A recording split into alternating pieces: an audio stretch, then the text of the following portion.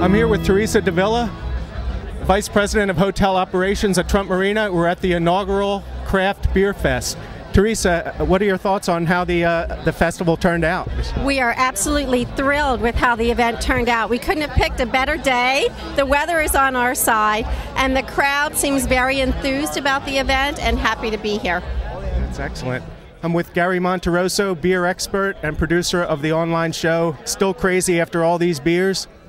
Gary, can you tell us some of the products that people are enjoying here? Well, Ray, I'll tell you what, this is, as you mentioned, this is the inaugural event, and because of the time of year being fall, we're seeing a lot of the fall beers, the Oktoberfest beers. Oktoberfest beers are characterized by somewhat darker colored beers. So you're getting away from the golden beers of summer and getting into the ambers. They simulate the leaves falling, which they'll be doing very, very shortly.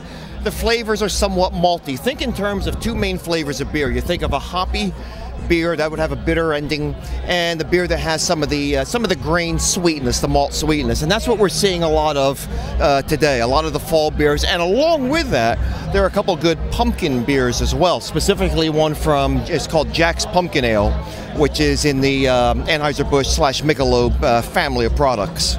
And there's a very cool thing going on today with Sam Adams as well. This is a national rollout.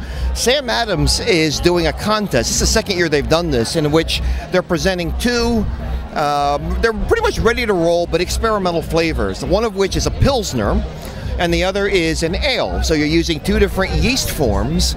They're allowing the audience to try an ounce or two of it and then vote as to which they favor. And again, this is being done nationally. And the inside information I have suggests that the Pilsner currently is winning, at least locally. Obviously, I have no clue what's going to happen around the country, but I would surmise that probably next year you're going to see a new release coming from them based on what the people favor. Last year, I think it was a Blackberry Wit, which is a wheat beer, if I'm not mistaken, that came out. So tremendous beer. The crowd is really great. A lot of people coming out today, good food. So I think it's probably going to end up being an annual event here at Trump Marina. Let's hope so. It's really excellent. Absolutely. Thank you very much, Gary. My pleasure. Thanks. Can you mention some of the products that you have here that people are enjoying? We have the pumpkin ale. We have a new Bud Light wheat.